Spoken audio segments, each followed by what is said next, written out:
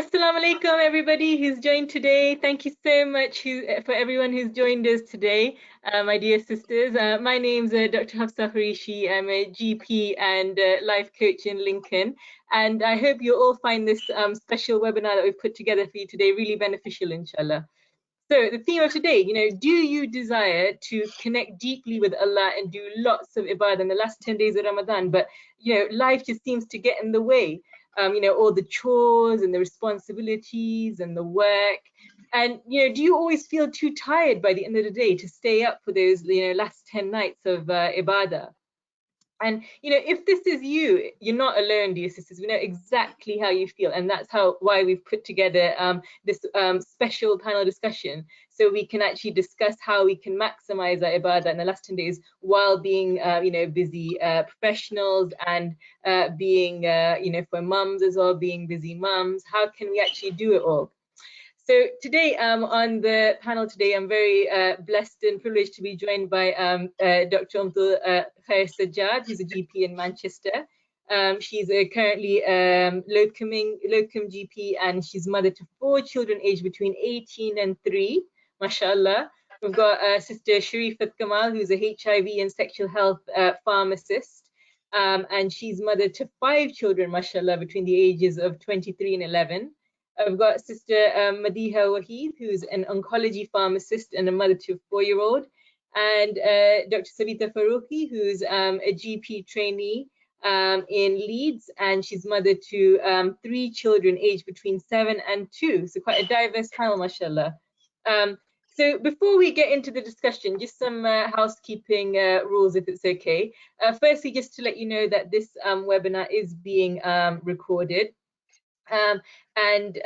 Please also just bear with us if we have any technical issues as can arise with webinars. If you have any technical issues and you're getting stuck or not hearing anything, just put a message in the question box and hopefully somebody can help you out there. Secondly, just to let you know the format. So the format will be that I'll be asking the panelists some questions, and then we'll open the floor to all of you, to the audience, for any comments and questions as well. And you can ask questions via the question box on the side panel bar there, or you can raise your hand. You should be able to see a little hand icon there, so you can raise your hand, and an organizer will unmute you when we're taking questions. And we'll be going today for about 60 to 90 minutes, inshallah.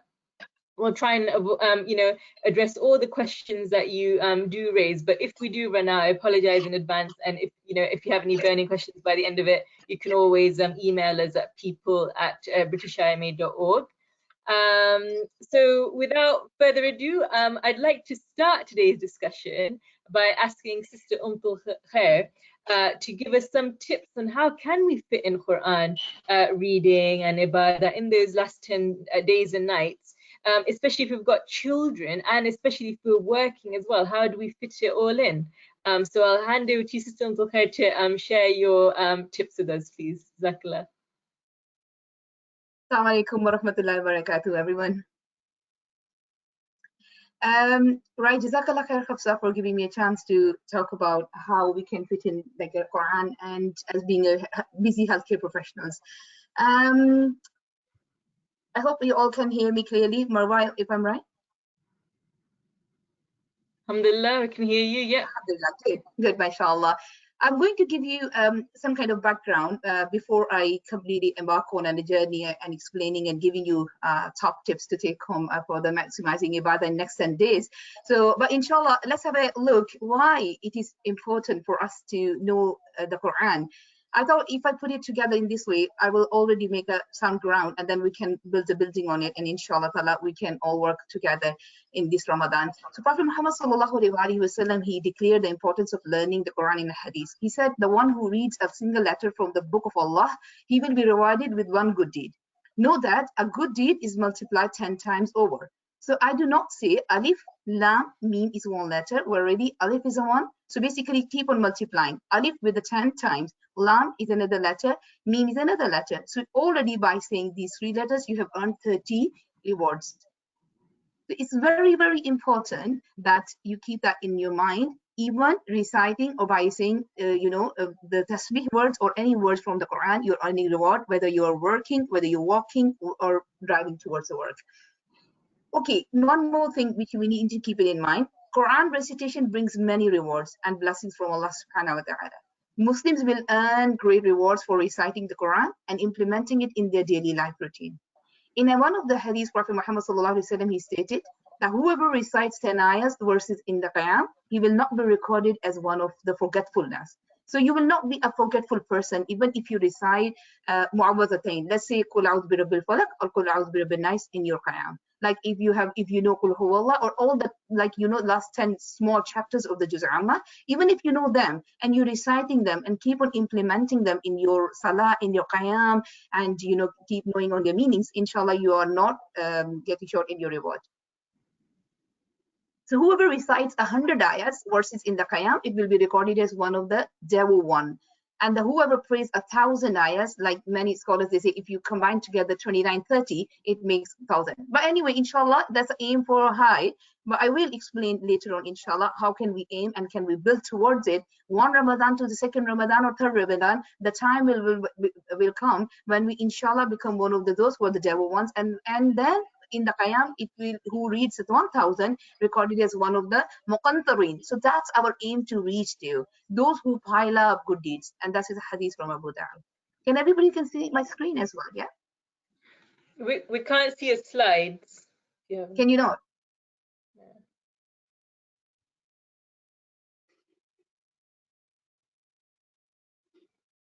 Okay, Jazakallah khairan. I think it's just being shared now. Can everybody can see my screen now? Yeah, can see now. Yeah.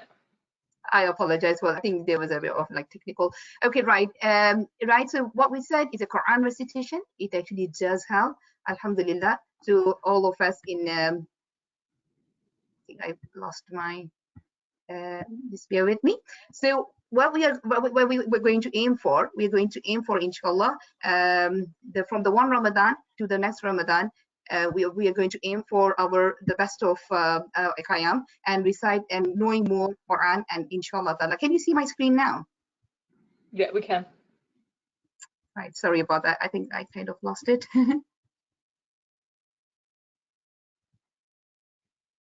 Right. So what are the 10 main reasons I need to learn the Quran? So let's keep it in our mind.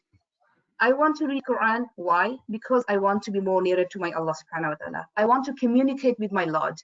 I want to talk to him. When we stand in a salah, basically, when I recite, I basically talk to Allah. And when the Quran is read through my mouth, basically Allah is talking to me. And the Quran is a source of leading us towards our main aim and goal to get the pleasure of Allah subhanahu wa ta'ala and reaching to the paradise, the highest rank of paradise, that is Jannatul Firdaus, we should ask for. Okay, learn Quran to be, why do I need to do? So I can be among the best people. I can purify my heart and I can find out more about the hereafter. And I can do it to learn it to increase my faith and Iman. Okay, let's have a look a little bit more detail. I need to understand the purpose of my existence. Why I'm here? I'm only here for work, or just to do my qualifications, professional qualifications, and then leave the life because I have done the best as being a doctor, as being a nurse, as being a pharmacist, or as being an engineer. I've done my job. Is that all? No. My purpose of the life existence is more beyond that. If someone even thought about the purpose of his or existence, then just open the Holy Quran and read from it. The Quran will give you insight into how to live with a purpose to serve Almighty Allah subhanahu wa ta'ala. And many, many verses of Noble Quran, they speak about it. What Allah subhanahu wa ta'ala says in the Quran, chapter number 67, He created the death and life to test you as to which of you is the best in the deed. Okay, so my purpose of the life is very higher up. These are secondary things. These are just the stepstones, and getting the best education, professional education. SubhanAllah, I feel like studying medicine was the first step. And the second step is helping me or to apply all those skills and knowledge to gain the knowledge of the Quran and Hadith. That inshallah, still the student of knowledge on a very initial basis. The more you know about it, the more you learn about the purpose of existence. Then how can I communicate? Prophet Muhammad sallallahu like when as I said in the Quran recitation, basically we are talking to Allah. And when Prophet recited the verses which refer to the glory of Allah, what he did, he glorified him. Like when it's got Fasabbih bismi rabbika, he said Subhana Rabbiyal Ala. Like he responded to the command of Allah. And similarly, when it came the word of Allah is great, he said he will mention and he will say, he will recite Allah's glorification and Allah's greatness. And when the dua comes, he will supplicate. And when the recited ayahs about the refuge of then he will ask the refuge from his Rabb, and he sought his refuge. That's a hadith from Muslim. And similarly, the best of you, Prophet Sallallahu Alaihi Wasallam said in Bukhari, is the one who learn the Quran and teach it to others. So when a Muslim recites Quran, it affects the heart. It purifies it by cleaning it from all the impurities. You know, subhanallah, in the Surah Al-Araf, I come across one ayah. It's so beautiful. وَإِذَا مَسَّهُمْ طَائِفٌ مِنَ الشَّيْطَانِ تَذَكَّرُوا. Any kind of touch comes from shaitan when you stay away any kind of waswasa, any whisper, any bad thoughts. And being a moms, we are so busy, and like sometimes we're frustrated. We are children running around us, and one is asking other thing, and their different needs are there, and we don't know exactly what to sometimes handle, and we feel like, okay, that's enough. And sometimes shaitan makes it worse by whispering it to us. So always remember Allah. When my first child born, I used to remember, read that ayah. I came across in Surah Mu'minun. It was like, even the touch of Allah keep me away from the touch of shaitan. Rabbi a'udhu bika min hamazati shayateen. Anyway, inshallah, so keep reciting. We're working, cleaning, tidying up, looking after feeding them, make the most of it. O mankind, so Allah subhanahu wa ta'ala, what did he say? Like there has come to you an admonition from your Lord and a healing for the disease in your hearts, and for those who believe, as a guidance and as a mercy. So it prepares us from all of us for the hereafter. So, and keep on reading Quran and keep reciting it, because it increases in the iman. Which of you did it increase in his iman? As for the ones who believe in it, increase them in iman and they rejoice it. And wallahi, the halawa you get by reading Quran, there is nothing beautiful in the whole life, and you can enjoy is the Quran recitation. And when you memorize it and keep reciting it and then recite it in your salah, is so enjoyable event, and then all your worries, all your tiredness goes away. So there are some action points for my busy moms, including my own self, and for all my sisters to take home message. Prioritize your time. Always prioritize yourself. Always ask, what is my top priority? Now, and write it down. If your top priority is Quran and Salah, then you will inshallah plan your day around it. Not like fitting the Quran into it. You will plan your day around the Salah. And even at your work, you will take the chance of your lunchtime breaks and your snack break or something, or tea breaks. What I did as a junior doctor, I used to miss my mess time, like going along social timings. And I utilize those times in doing all my portfolios work, and plus in my reading some of the Quran part and stuff like that. And the Salah time, make the most of that time. Salah break as a lunch break, most of it as well. You have to miss out the social bits of your life sometime. But again, there is a balance. When there is important meetings, you have to attend. But and we will come to these scenarios in a minute. So always plan. Morning routines are very important. Whenever you wake up in the morning, I would say, if you're a busy, like a busy day, the day you're working, you might not be able to spend even 10 minutes. Okay, but make it at least about 15 minutes, 10 to 15 or 5 minutes reading one ayah. Don't miss even a day without reading this beautiful book. Quran is a manual of the life. If you're stuck everywhere, anywhere, try to go back to your manual, because it will tell you where to go. And it is 100% truth. If you're stuck, somebody is hurting you, you have got some kind of problems at work and with another person, interpersonal, any problems, go back to this book. Open it randomly. Sometimes just open randomly and read.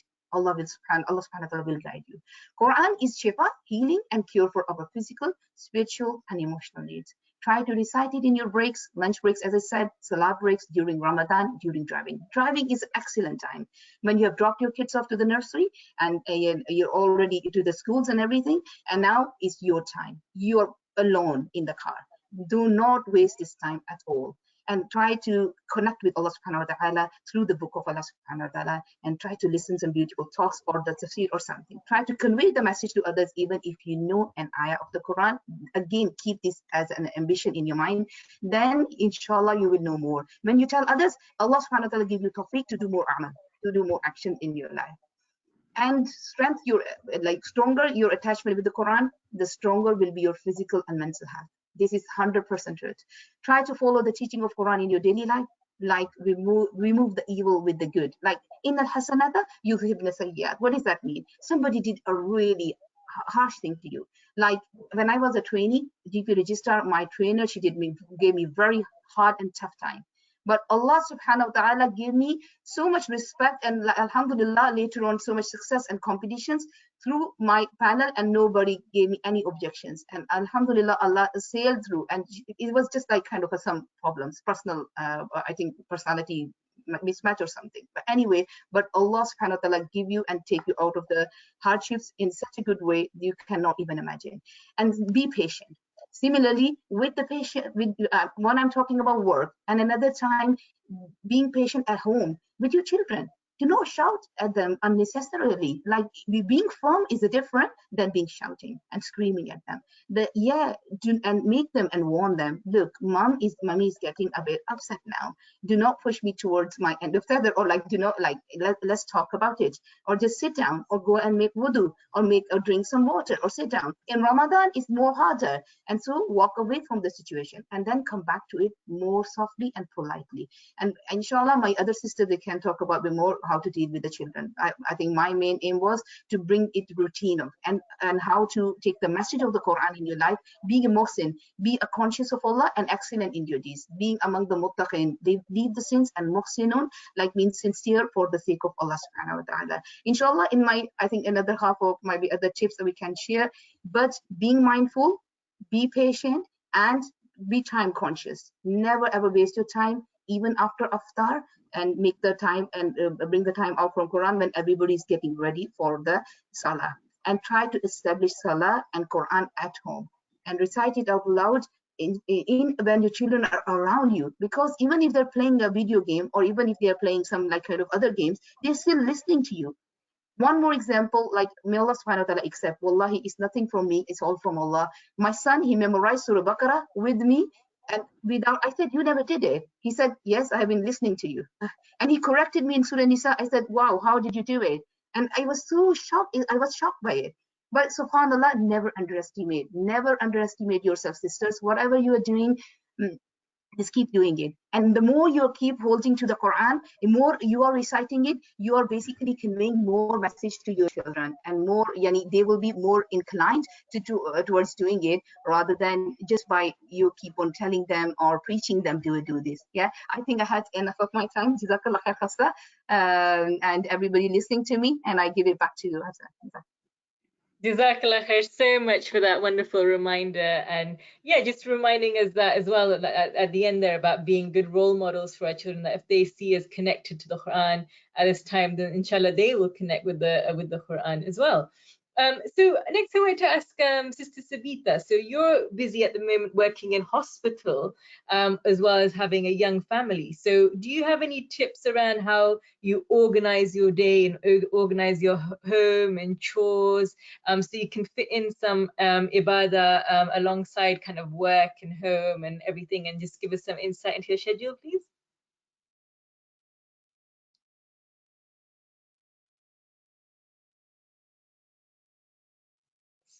Sabita, can you hear us? Yeah, yes, great. Assalamu alaikum, everyone. So as Hafsa, Jazakallah Hafsa for giving me the opportunity to share my experiences and also learn from the experiences of all the sisters present here, even from the audience. Inshallah, we're going to get some experiences and tips. I think I'm just going to share about what I have learned over the years while raising my kids, and still learning. And obviously, with this, it's been a very unusual Ramadan in a way that we are unable to connect ourselves with the masajid. We're unable to go for Taraweeh. But alhamdulillah, all the blessings of Ramadan, they're still pouring down, and we've still got the opportunity to connect with Allah and His book, inshallah, in the last 10 days of Ramadan. I'll just briefly mention about the Ramadan dip sometimes that we experience, especially in the mid of Ramadan. And I think it's basically, for me, I think it's probably because of the reason that I've planned for something and I've set some goals for myself. But so I anticipated I would, for example, do 1 juz a day of Quran a day. But for some reason, I've not been able to do it. Either it's because of the work schedule, because I'm a parent to young kids, or other family commitments. So I think what, inshallah, this Ramadan I plan to do is exercise some form of self-compassion, I would say, and use that as a motivation to move forward rather than holding myself back. So instead of regretting about the things that I was unable to do because I have lots of other commitments, inshallah, I'm going to focus myself on what I can do and what I can change. That is the present moment. So alhamdulillah, as we know that every moment is a fresh opportunity to make a choice, and channeling our energy of what we can do rather than what we have been unable to achieve in the past 20 days. So I think the past 20 days, if we just analyze them and use it as a learning opportunity and use it as a data to find out what we have been able to do and what was not feasible for us because of our work schedules or because of the kids, and use it to find out what has not been possible or what has not been feasible, because it's important to know what is not feasible as what it is feasible.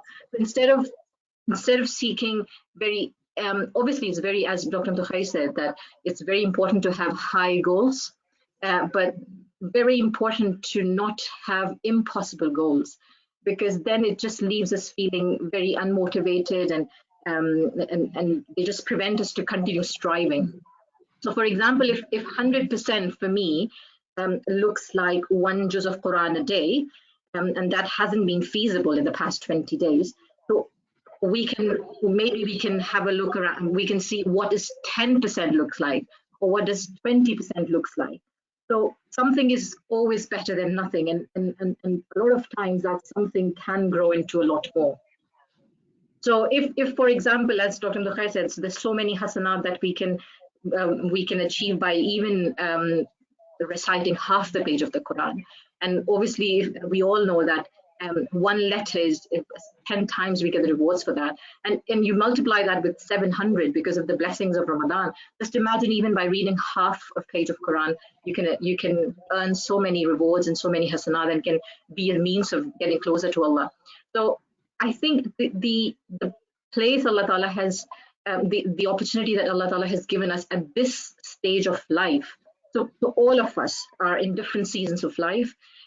So some of us have children who are still breastfeeding, some of us have children who are toddlers, some of us, the children have all grown up, and we have different commitments and different situations and challenges. But how do we make sure that we utilize that experience that we are living now to get closer to Allah subhanahu wa ta'ala? I was listening to a shaykh, and I really loved what he shared. He said that Ibn Qayyim rahmatullah alayh, he said there are 4 categories of worship. So the first category is when you actually strive for excellence, and you challenge yourself, and you make a lot of sacrifices to get closer to Allah subhanahu wa ta'ala. And the second category is when you leave other worldly distractions to focus on worship of God. And then he mentioned a third category of worship, which is to benefit others, to be of service to the community. And the fourth thing that he said is the most beloved, and it's a great sense of worship, is when we use, or when we are basically all the actions of ibadah, Allah subhanahu wa ta'ala has best prescribed for us in that place and time. So we are doing our worship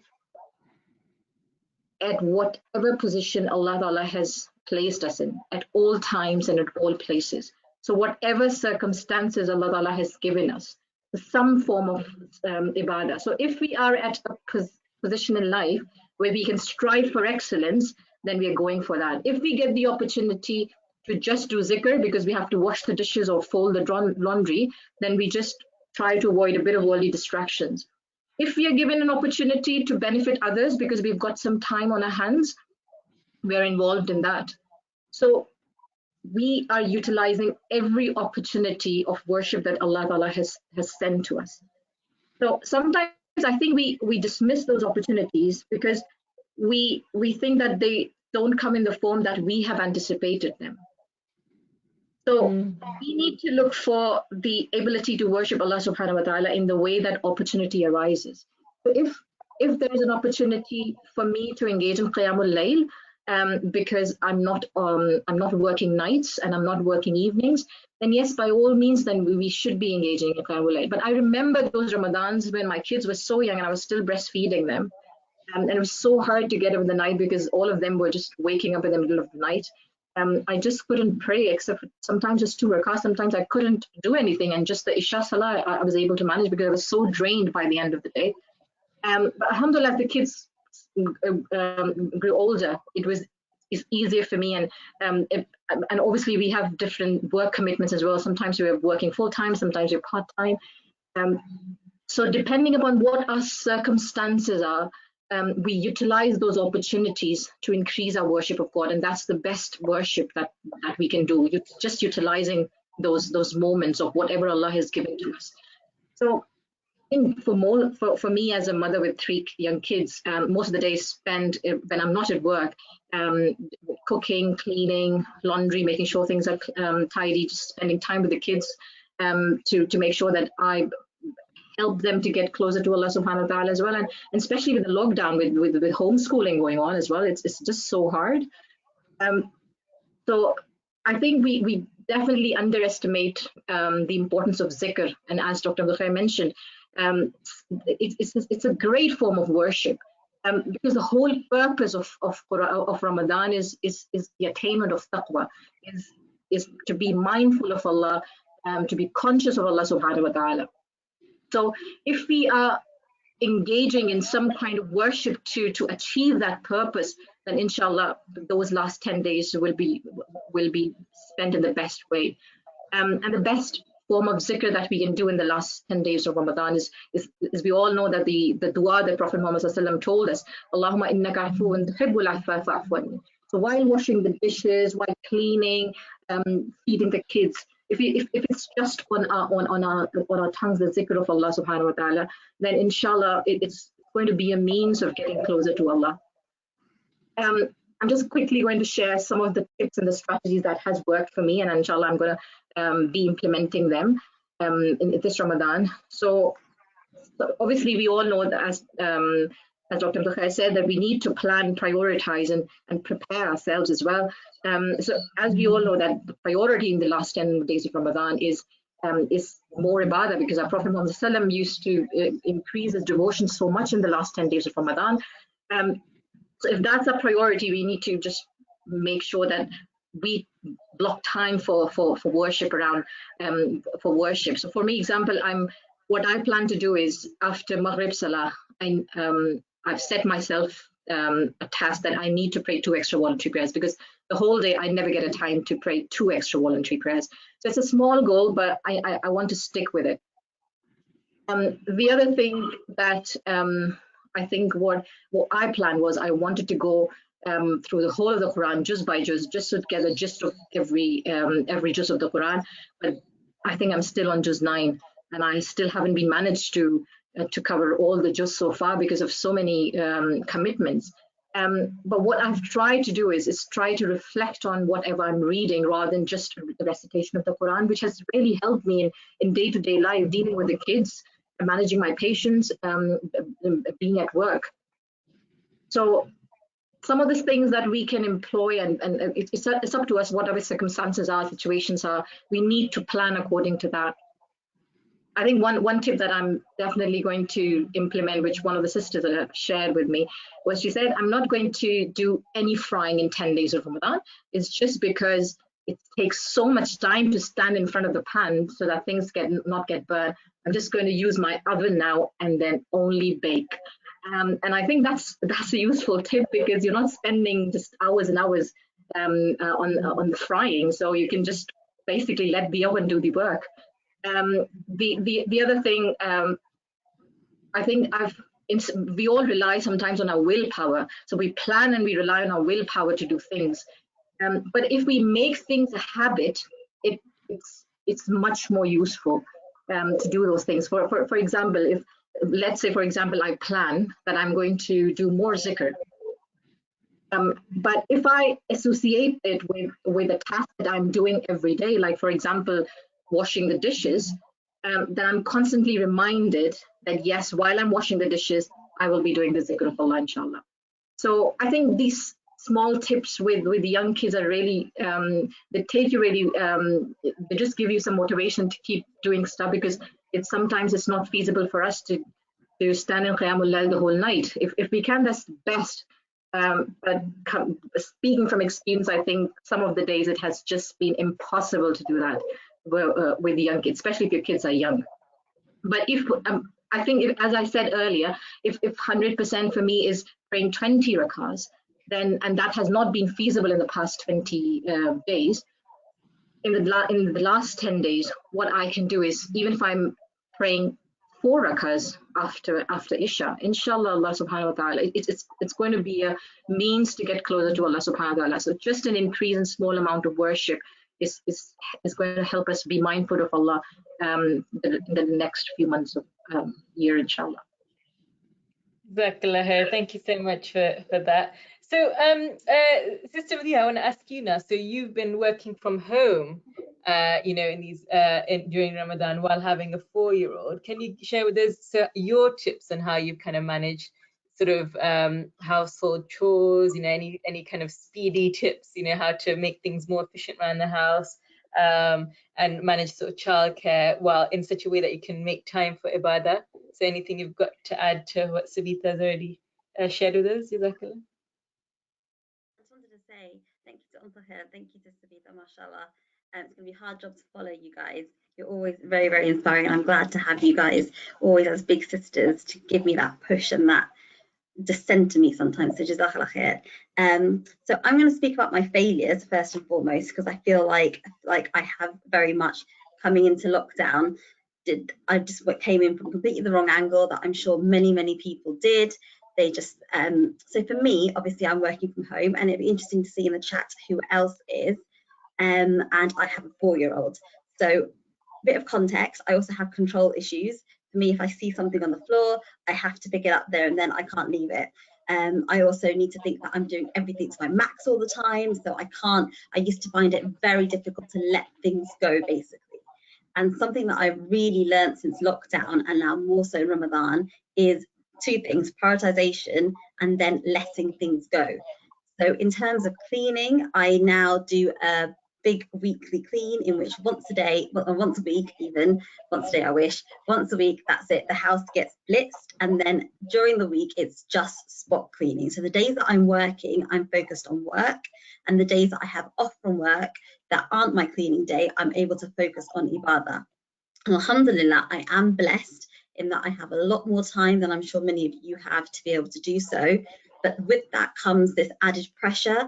I feel a lot of pressure always to be as productive as I can, and to the point sometimes where you feel guilt, and that guilt cripples you and you feel like you're not doing enough. Like just hearing Sister Sabita, I think subhanAllah, like mashallah, how hard you're working, and alhamdulillah, I am lucky enough to be at home, to the point that a few months ago, this was probably in my du'as, I'm pretty sure I asked Allah, I would just love some time to slow things down. And subhanAllah, that is exactly what has happened. So then I think, so I sort of requested this, and now Allah has granted it. How am I going to maximize it? And how am I going to be able to look back on it and think that actually, yes, I did excel in everything that I wanted to do?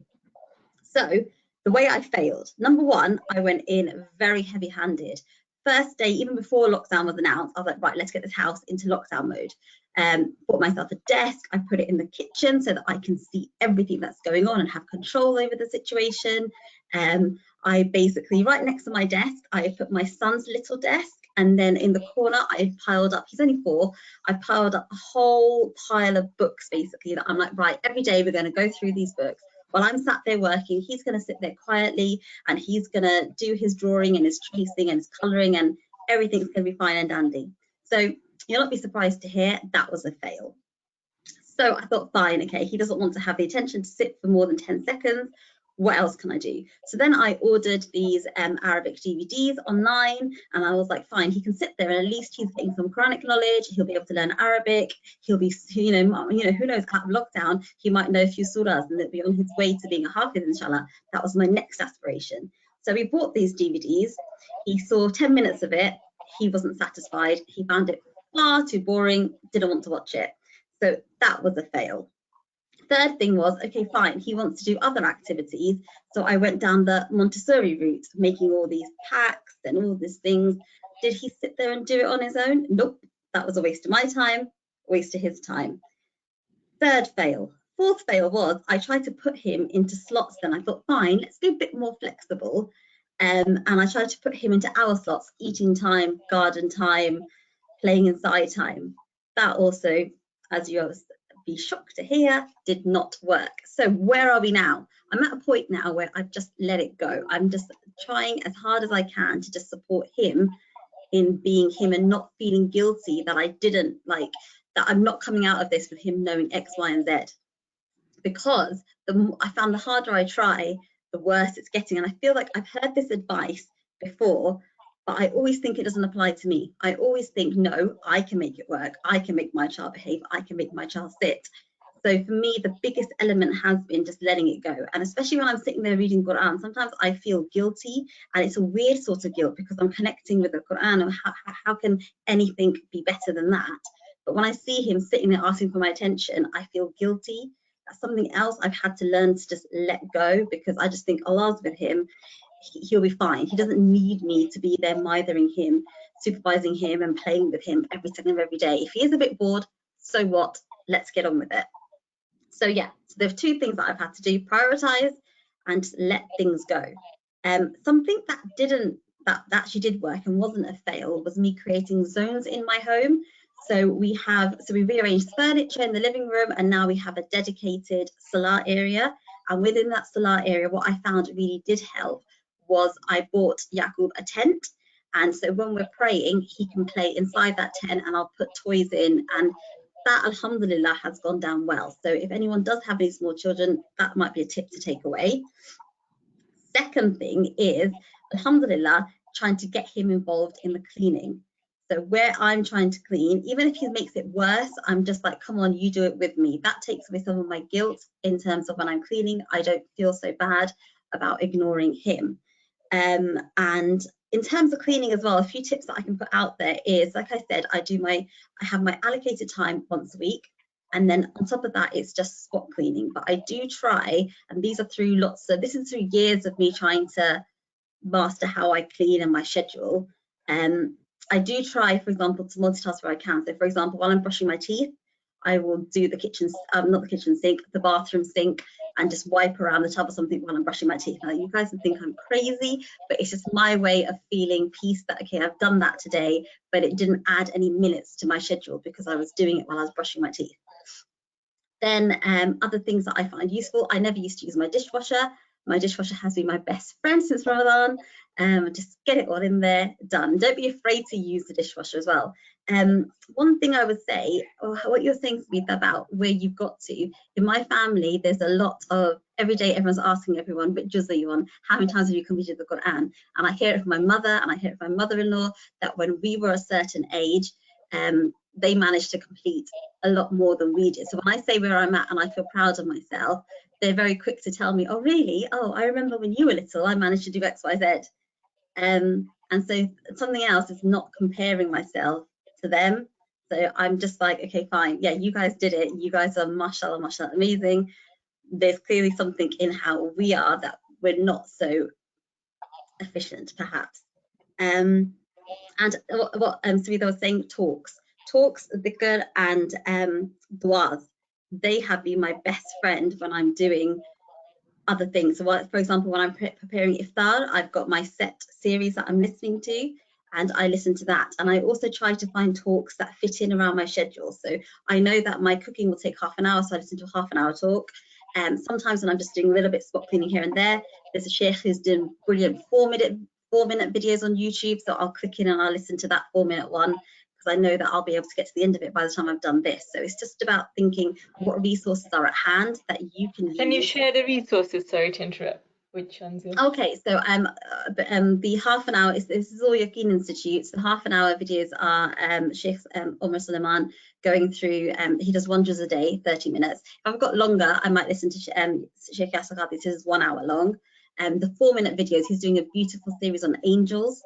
So I find listening to that, if I'm just doing something quickly, then yeah, that 4-minute series I will listen to.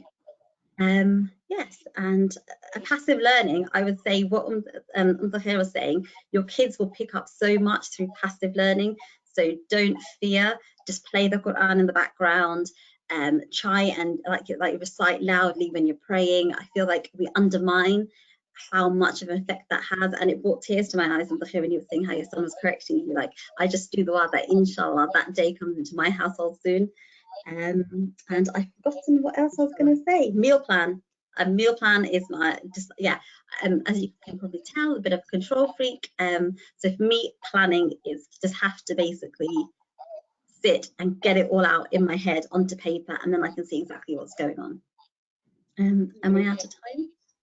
That's great. Yeah, Jazakallah khair for those practical tips. And I just like to add, you know, with the Quran, it's important to remember it's quality, not quantity. So it's not about you eating a juz a day and like racing through it. It's about, you know, understanding it, trying to internalizing it, living by the Quran, right? So that's what I tell my mum. I'm like, yes, and then she'll be like, but I did the meaning as well. I'll be like, okay, fine. Great. So, Sister Shifa, I wanted to come to you now and just ask you, because you've got slightly older children. So can you share with us about how you've been sort of getting the whole family involved in Ibadah, which is especially important under lockdown, you know, praying together as a family. And also you've been doing some amazing community work. So, you know, how you've made time for that as well, and how you know, why you feel that's important. If you just share it with us for a few moments, just your tips, that'd be great. Assalamu alaikum wa rahmatullahi wa barakatuh. Alhamdulillah Rabbil Alameen. I think it's just sometimes passion, and sometimes it's what you develop as your children develop. You develop some competency and some passion to the people that support you where they were growing up, and you just want to give back. I think I will start with the daily activities, to support. Luckily everybody's at home. Those that are in the uni, everybody's at home now. All of us are at home, and a family of 7. And it's a daily activities that we know. You have a timetable in place. Right? When you have a timetable in place, it's easier to just navigate exactly what we want to happen. So you just put it, when we put it on, after Fajr, this is what you want to do. After Zuhr, this is what you want to do. After Asri, Maghrib, and Isha. And in between, you have to slot in all other domestic activities as well, because they are grown-ups now. Unlike before, that I have to do the laundry myself, I have to do this all by myself. Now I can share everything. We can share prayers, we can share talks, and it's more about bonding at the moment. We want to come to this age of above 18 years of age. The youngest is the 11 one. Every other person is almost an adult. So you can bond. Then you have what has been happening 4 years, 3 years in the uni, what's friends, and what they feel, what they're seeing, what they're thinking, their foresight, who they want to mingle with, what they want to do, the voluntary works. So the Ibadahs is about just doing it together. We pray, from morning till Isha, we pray together. And with reading the Quran, I really appreciate what Sister Sabita and all other sisters have said. It's one of the basic things we have to just come together to do in Ramadan. Unfortunately, a while ago, I got this, this pack of 30 Jews from Umrah, and we can share it and start reading. And what we do, with other sisters that we do, and at home too, we discuss about a juz per day. So on first day of Ramadan, we talked about the first juz, the learning point, the stories from the Quran, what you have to learn. And in evenings, after we talked about the hadith itself. So what hadith have you learned today? What do you want to do with that hadith? How can you benefit from that particular hadith? how can you support the community or your friends on your WhatsApp with that particular need. So at the same time as we're learning as family, we're trying to put at what we learn, how do we support people around us as well? Because the adults, they have their own network of friends as well. So this is the way we've been able to build that community and family relationship. Of course, we have our own dinner jokes, and they have their own dinner argument at that age that you have to sort in one every day and the other, and they fight about choice, cleaning duties, responsibilities. Someone is always lazy to do this, someone is always lazy to do that. As you know, children doesn't like washing dishes, and some of them doesn't like doing the laundry. So everybody, we have issues around that, but we have to solve it with themselves. So there's a timetable that you have to be stick onto it. And the only problem we have is in the mornings, because people are tired, they want to sleep till about 10, 11. And someone is insisting that after Fajr, you have to do your chores. And someone is saying, oh, it's Ramadan, we're at home, I can always do it this time. So all those things comes in with family, and you come in and discuss about it, and it makes everything fun.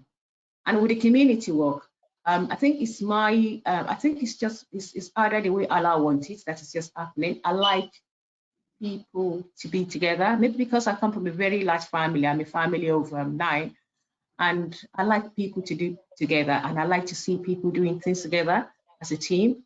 So when I see anybody doing these things, I want to be part of it, so to support that particular project or work to be successful.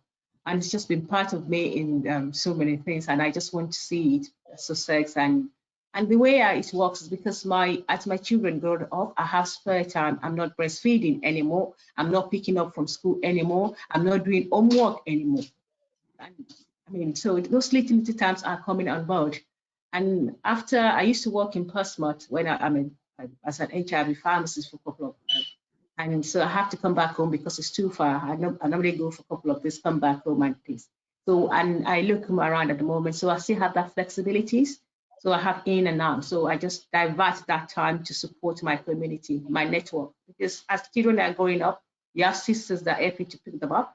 You have the mocks that help you in the morning. Sometimes when I have Saturday, Sunday work, I normally just drop them in the mocks sometimes and go to work, come back and pick them up.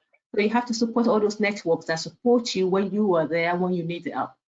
And as Muslim community, I would say we just need each other most of the time. And I think that's right. Okay, so that's just it, really. Jazakallah khair, Jazakallah khair. I think that's a really good reminder as well for those of us who have younger children that, who may be like feeling, oh, I wish we could do more community work, or wish we could do more. That, inshallah, our children will grow up, and then we will have the opportunity, inshallah, to do, more community work in the future, or, do more kind of, outward, reading Quran and things like that, outward ibadah, I feel like, in the future. So it's just about remembering that, we're all at different stages, like Savita said, and we just have to do what we can, inshallah. And if we're sincere, Allah will reward us. So thanks for that perspective as well. So I just want to come in with some more specific questions for you guys, just to kind of a few more tips for our audience. So firstly, Khair, your children have quite a wide age range. Can you share with us how you plan to kind of fit in homeschooling? Because a lot of us are having to kind of do that, and that takes up a lot of our time, especially when the kids are younger as well. So how you kind of plan to fit in sort of homeschooling in the last 10 days, especially if some sisters, they might not have the option to kind of not homeschool because the schools are sending us like masses of worksheets and things to do. So how we can, what your thoughts on that would be? Yeah, thank you. It's an important question. Let me I can tell you from my experience what I'm doing. My children, as they have got their homeworks from school and set up homework, and they do all online. So they have got their own desktops and to do their work, or they take it turn where it is needed. While they're doing their work, I'm actually keeping hold of the 3-year-old. He's not interrupting them. Or if I'm at work, the day they make sure they're waking up a bit later anyway, after school, sleeping, and then they do in the morning. And I just make sure they have done it, check it, mark, I don't have to check it or mark it because it goes back to the teachers, and especially, or they have to submit online. So this is the way it works. And I just keeping an eye and keeping a monitoring a diary, like whoever had is done, that's done, sorted. But with the little one, I definitely have to spend time keeping hold of him, and like on one side doing coloring shapes and all the nursery kind of things, so he should be ready and stuff like that. Or he can be doing it in the nursery. So he's my main responsibility at the moment. But definitely for the others, what actually I plan, then once the homework is done, then in afternoon, what actually we do, there's no lunches, or even whoever needs to do lunch, my kitchen is still running. But in the meanwhile, while I'm doing that, I've got my own schedule.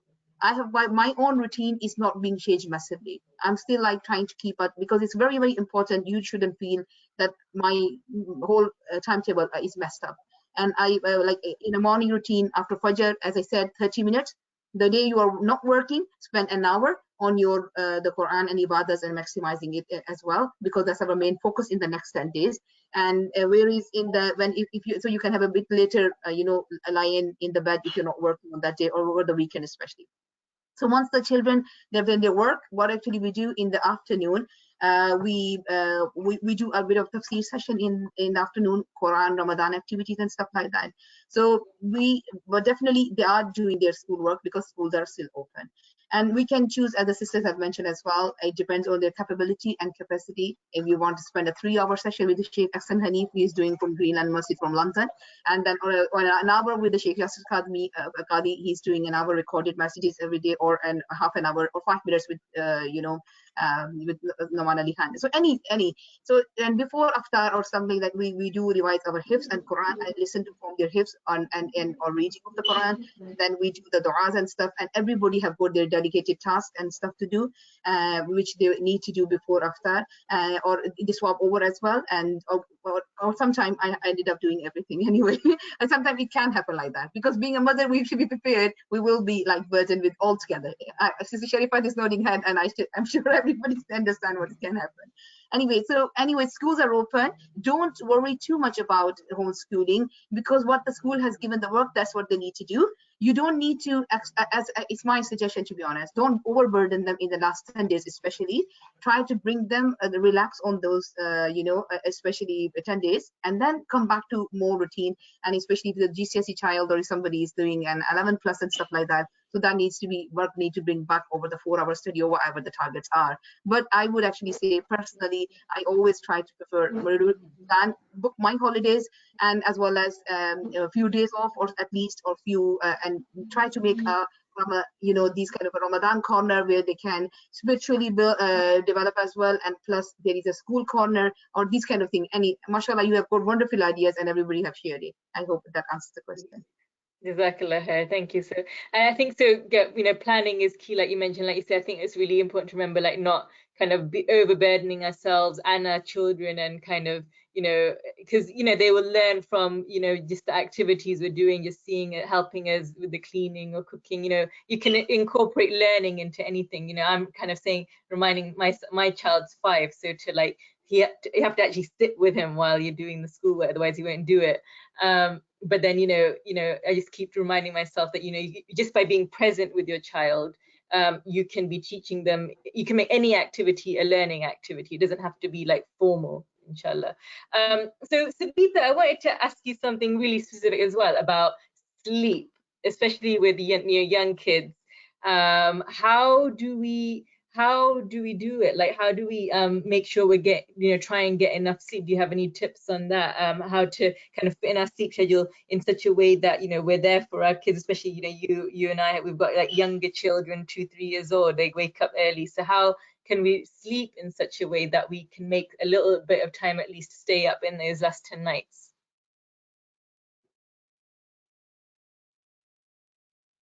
That's the hardest question, eh?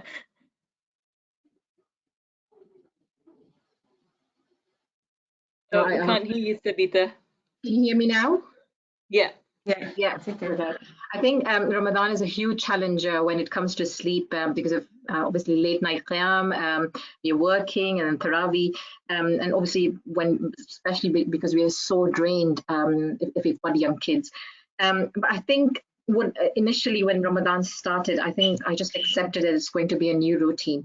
And just try to adapt myself to that new routine, because I think when we take it as a challenge, we just try to strive more. But to be honest, I don't have any hacks, but what I will just share what strategies I've been using over the past few years during Ramadan when it comes to sleep. Now, some of the tips that we all know, and I think I'm going to share what we can try to minimize during the nighttime, so we can ensure that we have a good sleep, even if it means for taking a nap for 3 hours before suhoor, or if you want to stay up till suhoor. And I think it all depends upon what circumstances you've got. So if you're working nights and evenings, it's definitely going to be really hard. But if you're home on some days, we can try to make sure that we take a nap during the day and then try to stand up for Qiyamul Layl later during the night. One thing that I would especially like to emphasize is minimizing the social media during nighttime. I know it's the news is out there. We need important announcements to be made about lockdown. There's so many coronavirus clinical updates coming up, and we try to just keep up with everything. I think one thing that I plan to do, inshallah, and Allah help us all in implementing what we plan and whatever goals we have got in these 10 days, is try to limit the use of social media after Maghrib, because we all know that after Maghrib it's the start of the Laylatul Qadr, and our main aim is to seek that Laylatul Qadr, which is the night of the power, and it's better than thousands of nights worship. So as some of the tips some of the things that we can do to ensure that we are alert and are well rested. If you have some sort of rest during the day, it ensures that inshallah we can stay up for Qiyamul Layl. Now, one thing that I found really useful, and I've been listening to it for the past few years, is something about the sleep cycle. I'm sure many of us will know what sleep cycle physiology is.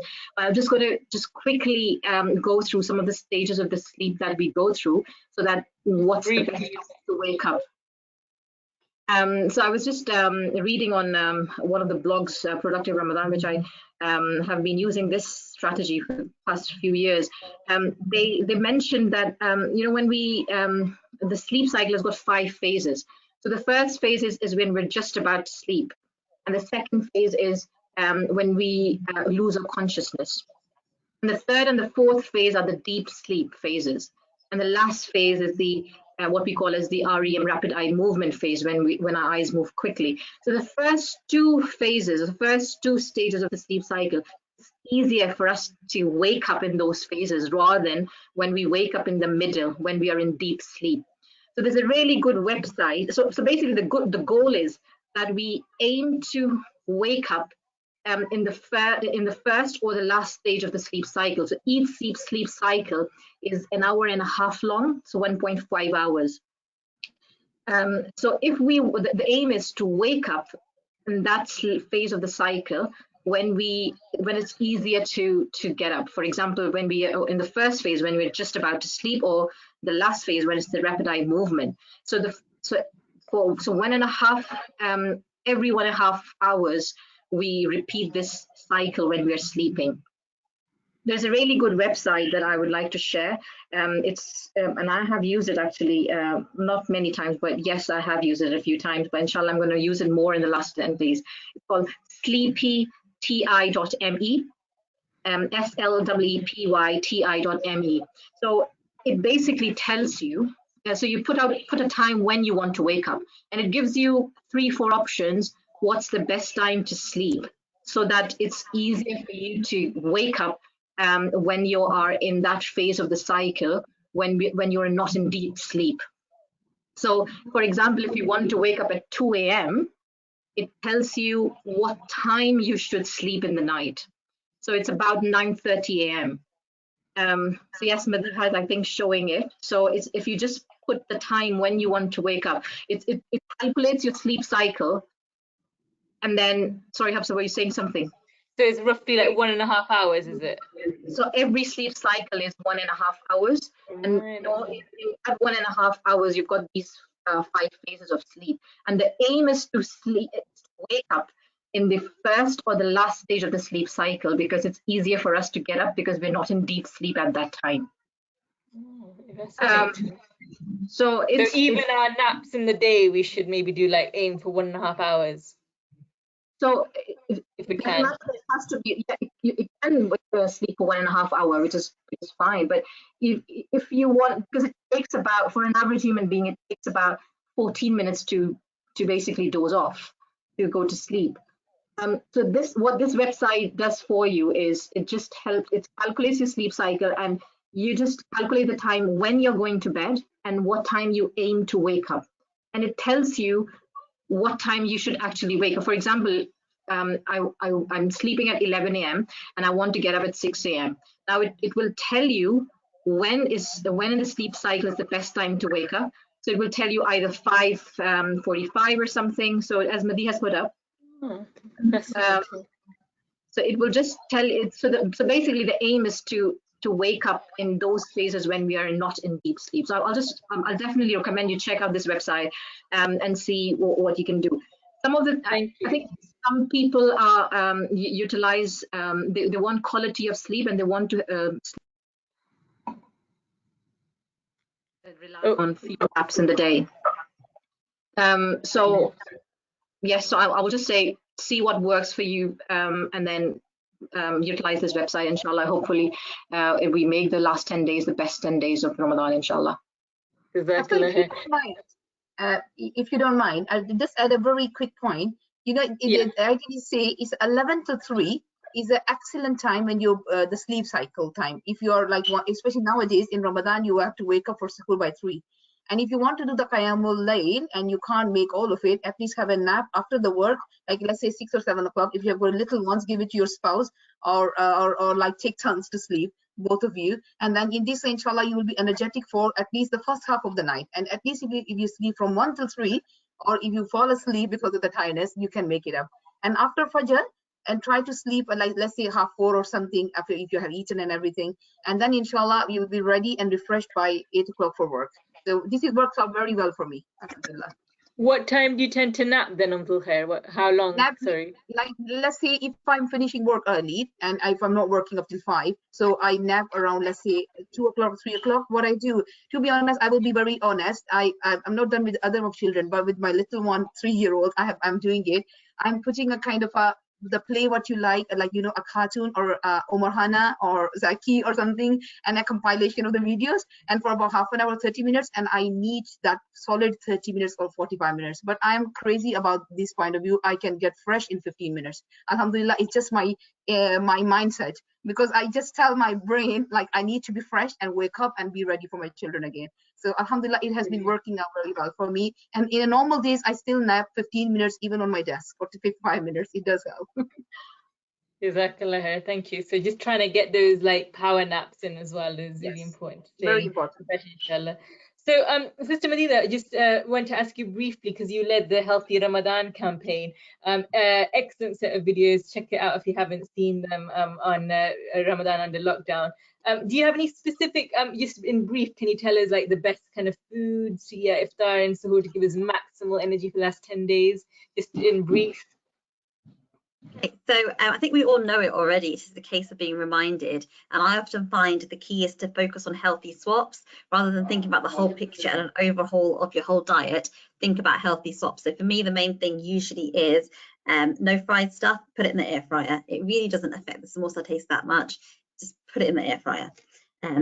Brush it with a little bit of oil if you want, but just basically avoid frying full stop. Secondly, main thing really is there's another healthy swap actually that's low GI and very easy. It's buying bread with seeds in it, because you've also got things like magnesium, zinc, fiber. So that's another really good healthy swap.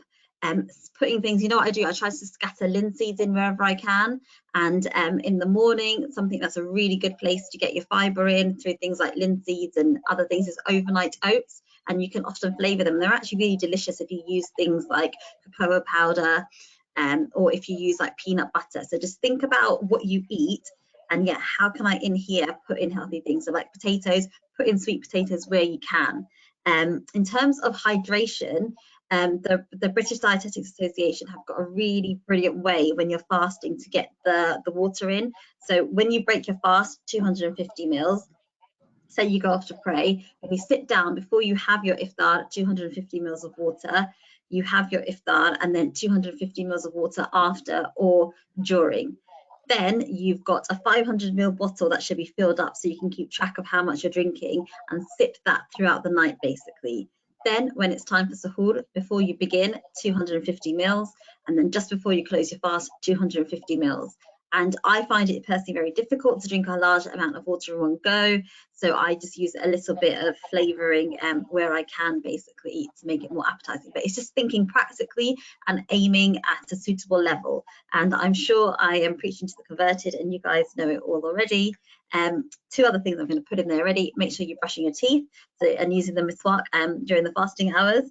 And also, it's about reminding people who are on certain medications to obviously consider how they're going to take those medications during Ramadan. So be responsible for your family. If anyone has glaucoma, remind them that they can take eye drops during Ramadan, and just be an advocate for health during Ramadan for your family.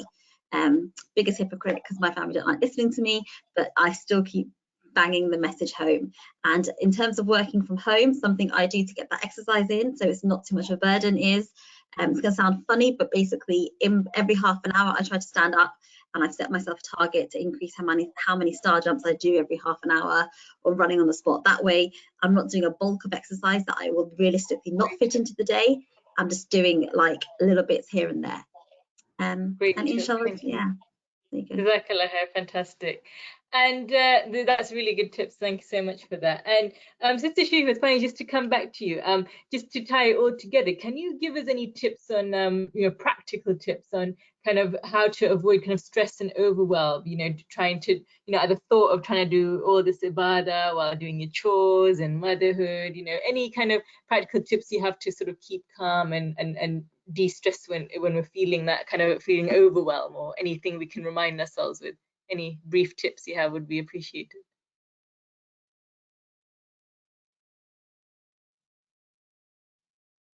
Can't hear you. Yeah, is that for me? Yeah. Yes. Okay, assalamu alaikum.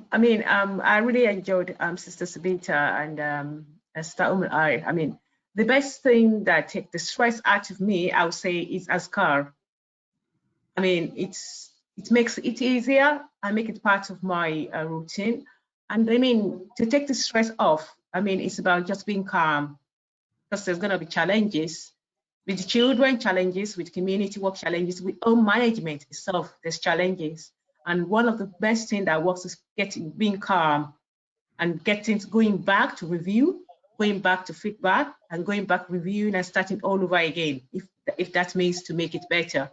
Yeah, when it comes and there's stress coming in, just keeping calm. And if you come to a stage that, the stress is so much, it's affecting day-to-day activities. We know when doctors here, when it starts affecting day-to-day activities and people start getting depressed about too much workload, then we know what to do. We just move away from that particular episode and start something new within the house. Sometimes community work is too much for me sometimes, and sometimes I just pick up my phone or just divert it to someone else. And sometimes at the housework, sometimes it be too much. Sometimes when I see they're tired, all of them are fasting, especially this time around, and sometimes I find myself taking over everything and leaving them to rest. Then I have to stop the community work and do something else. So with work at the moment, working from home or going out to work with the community and the children and the lockdown, is about just being able to manage that attitude and reducing the stress by being calm, and reducing the calm rate and putting off your phone. I like the idea Sister Medea said. It's Sister Sabia that said that after Maghrib, no social media, no phone. I think I can take that one home today, and I will be able to work on that, and I will be able to have time to clear my head and do so many other things. The thing that have really worked for me is keeping calm. Sometimes I just go quiet. And when I go quiet, I can rest and I don't look at anything else. I just go quiet. Or I invite myself to my little one, 11-year-old. He likes to talk to me most of the time. Whereas the other ones, they have their own life on the phone, friends and things like that. So it's about just keeping calm and just divert attention to do something else. But when it's getting too much, it's affecting so many things, then we have to make a timetable and get strict to the timetable. Then involving our partners, our brothers, the husband, the dad, is really do help sometimes. getting them involved in all those things up so much way, so they can take so many things off us sometimes as ladies. I can see our sister, we take on so many things, we don't let go. But when we share it with our brothers, our husbands, it really, really works. Sometimes I share skipping rope. I used to compete skipping with Muhammad in the garden. And I know he normally wins, but I just look forward to another day to just continue to skip. As all those little things to so may Allah make it easy for all of us. Exactly. Yeah, I think that was a really valuable tip, about, staying calm, and, if we do feel that overwhelm coming in, just taking some deep breaths in. And something I heard is that, you can't worship Allah in the future or the past. You can only worship Allah in the present moment. So when you feel that stress and overwhelm, kind of those stressful thoughts coming in, I haven't done this, haven't done that, just taking a deep breath in, and just coming back to the present moment, and like you say, just doing the adhkar. There's the ayah that verily in the remembrance of Allah do hearts find rest, and it's so true that when these thoughts start floating around in our heads, just remember Allah and start doing adhkar, and just remember that you can only worship Allah, you can only do dhikr or whatever you can do. We've talked about doing dhikr while doing chores, whatever situation you're in, whether you're breastfeeding or you're doing cooking, just remembering Allah, just doing dhikr, and knowing that that is just as valid in Allah's eyes than doing loads of loads of salah, because Allah knows our situation, and it's a religion of ease. It's not meant to be a religion of hardship, and Allah is most merciful, right? So so thanks for that. I just thank you so much to all the panelists. You've shared some really awesome tips. I just like to open the floor really to questions now, and any comments from the audience for about 10 minutes or so before we wrap up. So if anybody has any questions, you can pop it in the question box, or you can raise your hand now, and then we will unmute you. So see, let's have a look at the questions. So Marwa, if you can keep a look at if anyone's raising their hands. So I'd love to hear from the audience as well. Let's have a little look. So somebody's pointed out that in the past people might have been able to do more, but they had sort of joint family system as well, so that might have been a reason why they may have been able to do more. So we should, like you said, you shouldn't compare ourselves to others. I think that's a very valid point. Having a spouse or joint family, it does help, and we are literally kind of live by ourselves. And yeah, I think we've addressed most of the questions about sleep. We've answered that one, hopefully. You've answered, I think we've answered the one about sleep. If you can put the links to Sabita, if you can put some of the links to the sleep website, that would be really great. Does anybody else have kind of any of their own tips and advice to share, or what did you find most? Oh, we've got a question here, Sister Mushuda. So how do I unmute you? Marwa, could you kindly unmute the sister who's got a hand up? Just click on her mic. Yeah, she's all. Okay, great, Sister. Sister Mushuda, go ahead.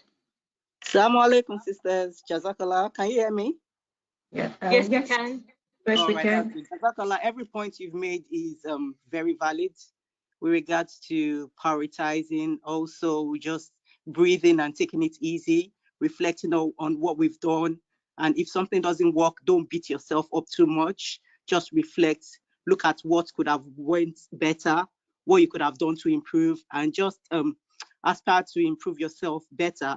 Like myself, I'm homeschooling, I'm working from home, I'm a mother of 4, so I'm trying to juggle so many things. And the first 3 weeks was very, very demanding. I was trying to be a superwoman, trying to do everything, to get everything on point. But later I just had to sit down and reflect, I cannot do everything at the same time because I have to work between 10 and 4 for 3 days. I have to do homeschooling. I've got 4 children aged between 4 years and 12. So, I'm trying to juggle so many things. So it's all about you just prioritizing, like you've all mentioned, and reflecting on what is working well, what isn't working well, what time do you have. Like when the children have done their homeschooling and they're less busy, then you can have time for yourself. That's what I tend to do when I finish my work and the children have done their homeschooling, then I give myself 1 hour, 2 hours to be able to do my own thing. So just see what is working well for you, what isn't, and just reflect. Don't compare yourself like someone's mentioned. Everyone is different. We can't be comparing, because comparing is kind of like stealing our joy.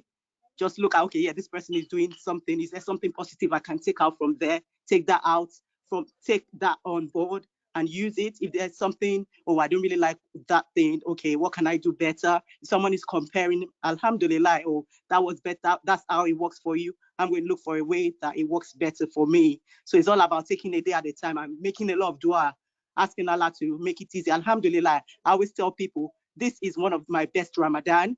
And a lot of people are saying, what do you mean? It's 14 hours, 14 and a half hours. I'm telling you, it's my best Ramadan. I'm not going to work. Journey time, it takes me close to 3 hours back and forth going to work. So I've got that time. I know there's a lot of homeschooling. There's a lot of like preparing meals. There's a lot of homeschooling and trying to work from home. But alhamdulillah, it's my best Ramadan. Just pray to Allah subhanahu wa ta'ala to make it easy. And inshallah, because it will make it easy for each and every one of us. Assalamu alaikum. Thank you for that valuable insights. And it's so true about as well, like it's all about mindset, isn't it? Like you know, you can have the mindset of, oh, it's so hard, we're under lockdown, and have the mindset of, oh, it's so sad that we can't go to the masjid and all of that. Or you can take it the positive and think about like what you're grateful for, and actually reflect on the things that Allah has made easier for us as well, and the fact that He has given us a bit more time because we've less social engagement. So you can always, it's all about kind of flipping things and thinking about how we're thinking about things, right? So that's a really valuable insight. Jazakallah khair. Any other questions or comments or any takeaways you all had? You can either type in the chat box what you found most valuable today. You can either type in the chat box or raise your hands. We'd love to hear from you all. Or any other tips you'd like to share. I think the sister who had just commented, like shared her thoughts, the very valid point is make dua. Never forget to make duas, and always ask Allah, I cannot do this. I'm helpless. Please help me to do it. And like all of us, we are striving for the best 10 days and maximizing your ibadah. So let's pray to Allah. Allah help us to do it. Inshallah. I think what I was planning to do is make a list of duas that I want to pray, because with the kids sometimes you just forget and you just keep reciting the same duas. So maybe having a list of duas that you want to, that you're desperate to be answered by Allah subhanahu wa ta'ala, just cut them down to 10 and then just pray them continuously throughout the last 10 days, inshallah. And usually I find on WhatsApp people start sharing really useful duas as well that you can usually pull from. But definitely, switching WhatsApp off, that's the big thing. It can be a bit overwhelming as well though when all those WhatsApp messages are coming in. So, but yeah, like you're kind of I think it's useful to have a dua list firstly of our personal duas, and coming up with the duas list beforehand, so we're not having to like always scrolling in WhatsApp during the last 10 days. So yeah, so great. So if there's no other questions, we can wrap up. So just checking. Any advice for breastfeeding mothers as to how to ease fasting? A question from Shahad. Thanks for joining, Shahad. Any answers from the panelists? Yeah. Do you mind if I reply that question? Yeah, go ahead, sister. Shahad, one thing is the breastfeeding, subhanallah, Allah subhanahu wa ta'ala has given you exemptions for not to fast, especially in this more than 12 hours, like 15 to 16 hours fast. I wouldn't actually recommend, it depends how old is your child is. If they're in a not weaning time, and especially under one, I would say take a 1 day off, 1 day fast, and take this gift of Allah subhanahu wa ta'ala and enjoy, make the most of your ibadah, do the zikr. And to be honest, I will be very honest with you, the best time to memorize your Quran is the breastfeeding. And best time to read it and make the most of it is breastfeeding. And do not miss out this time. Keep hold of your, on the mobile or something, any app, or like I find this very useful. It's a page of the Quran, and alhamdulillah, and you memorize. And I can remind myself in my brain, I can locate when I memorize the Surah Maida with my son when he was born. And alhamdulillah, the best surah I have memorized is the best, that one. So don't worry about it. And Allah has given you this time.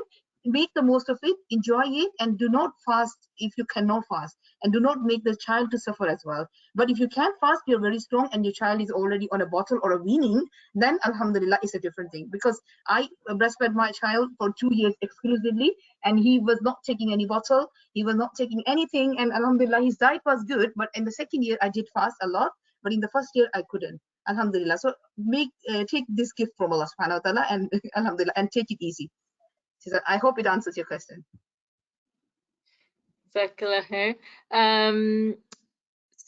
Sister Sarah said, how can we contact you? So you can contact us, people at britishima.org. Is that right, Madiha? britishima.org, right? Yeah. Inshallah. So if you've got any questions, you can contact us. Also, we've posted a feedback form. We posted that in the chat box. If you could all give us feedback, that really helps us to inshallah see if there's an appetite for more of these sort of webinars in the future, and to find out what you found most useful, inshallah. So if you can give us any feedback, we'll be emailing you, but also we'll put the link in the chat box, so you can all just, if you can just do that, it'll take less than a couple of minutes. So I would be really grateful for your feedback.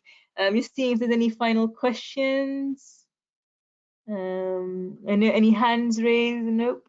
So okay. So no questions there.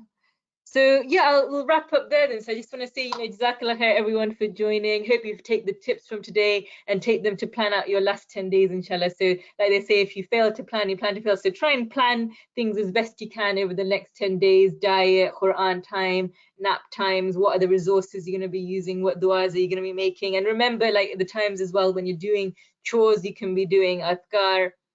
And finally, sisters, just remember that with the right intentions, you can make everything ibadah. Even doing the chores and things is ibadah. And like Sister Sabita mentioned, the main thing is striving to be conscious. This Ramadan is about, the purpose of Ramadan is to make us God conscious, to have taqwa.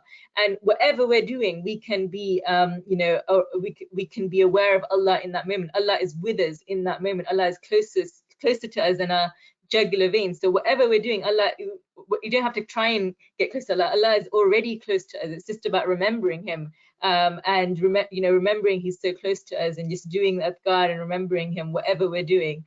And also, just remember to be compassionate on yourselves as well. That Allah knows your situation you're in, what you're juggling, if you're breastfeeding, if you've got young babies, if you've got Allah knows your situation, your unique situation. So as long as you try your best, inshallah, Allah will definitely reward that. So don't get too stressed out. If you have any stress thoughts creeping in, just remember to take some deep breaths and just do your best, inshallah. And inshallah, may Allah really accept all of your ibadahs in the last 10 days. Remember to make dua for all of us, all the panelists, and for all of our sisters.